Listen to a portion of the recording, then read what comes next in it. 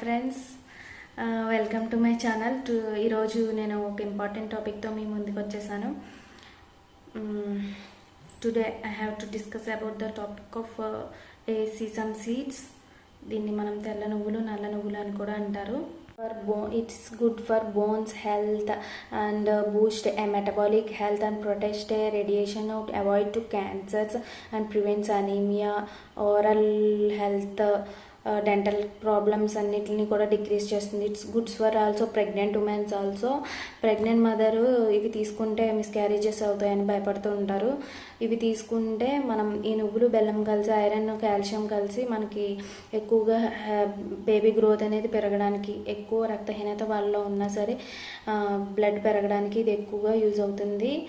Pregnant womens కూడా ఇది తీసుకోవచ్చు. కాకపోతే గైనకాలజిస్ట్ని డాక్టర్ గారిని సంప్రదించి ఇవన్నీ తీసుకోవాలి.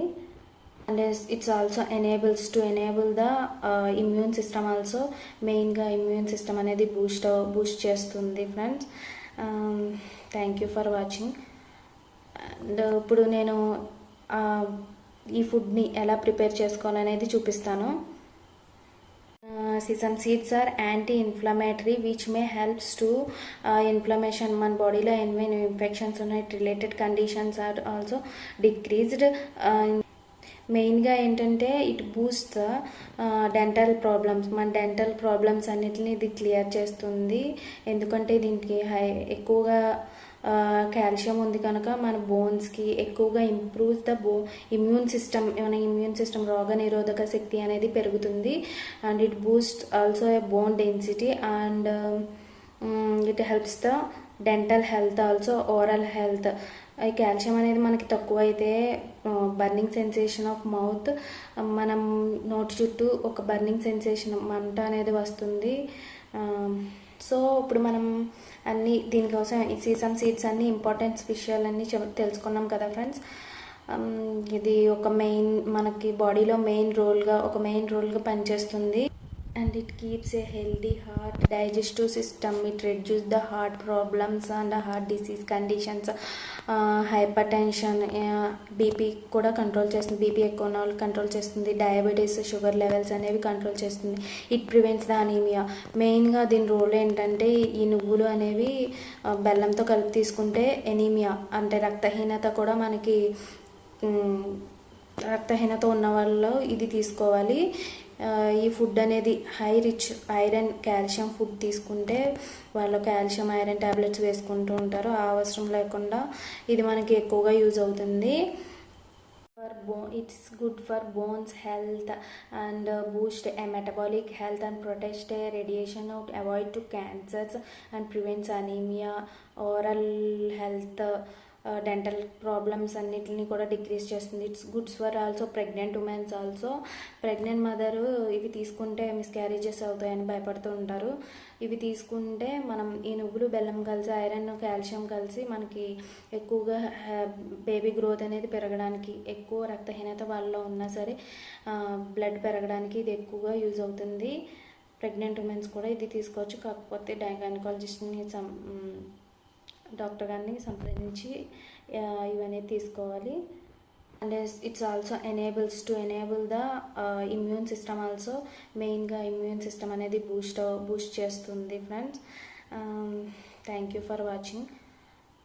అండ్ ఇప్పుడు నేను ఈ ఫుడ్ని ఎలా ప్రిపేర్ చేసుకోవాలనేది చూపిస్తాను ఫ్రెండ్స్. ఈ నూనె పప్పు ఉంటుంది కదా, ఇది ఈ కప్పుతో తీసుకోవాలి.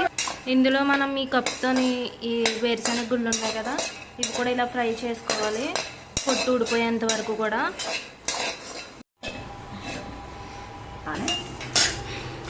ఈ వేరుశనగ గుళ్ళు ప్లేట్లో తీసుకున్నాము.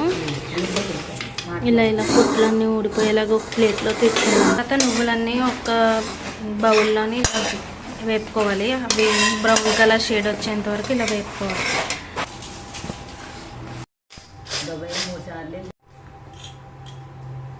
అలా పొట్టు తీసేసుకోవాలి, ఇలా ఇసురుకోవాలి ఫ్రెండ్స్. తర్వాత ఇలాంటి చిన్నవన్నీ తీసేయాలి. ఇవి వచ్చి చేదుగా ఉంటాయి కాబట్టి తీసేసుకొని ఒక బౌల్లో వేసుకోవాలి అన్నమాట.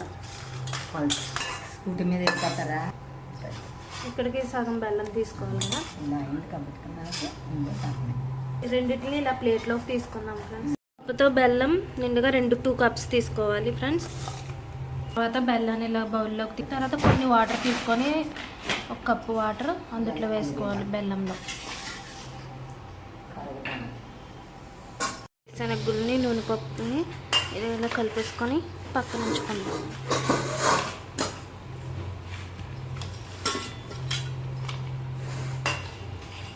బెల్లం పాకం ఇలా తీసుకొని ఏ టంపులు పెట్టమంటే పెట్ట మాకు అవసరం.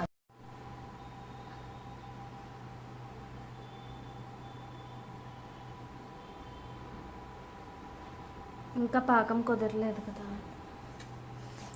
అలా వాటర్లో వేసేటప్పుడు కొంచెం అంటుకోకుండా పైకి వచ్చేయాలి ఆ పాకం. అప్పుడు బాగా కుదిరినట్టు పాకం అనేది. ఇంకా కుదరలేదు పాకం. ఇలా ప్లాస్టిక్ కవర్ మీద ఆయిల్ పెట్టుకొని రెడీగా ఉండాలి. పాకంలో వేసుకున్నప్పుడు పాకం గట్టిగా రెడీ అయిపోయింది, వచ్చేసింది. అంటుకోకుండా మూకుని గట్టిగా బాగానే రెడీ అయింది. ఈ పప్పులన్నీ అందుట్లో వేసేసుకొని బాగా కలుపుకోవాలి.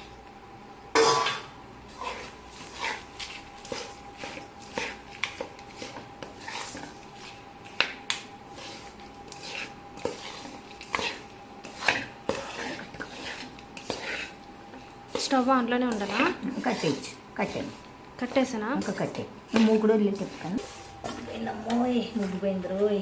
ఫ్రెండ్స్, చివరికైతే ఇది ఇలా వచ్చేసాయి. అచ్చు సాఫ్ట్గా అచ్చు చేద్దాం అనుకున్నాము. చివరికి ఇలా వచ్చేసాయి చిన్న చిన్నగా విడిపోయి అటుకంతటవే. కానీ టేస్ట్ అయితే సూపర్ ఉంది. అందరూ ట్రై చేయండి.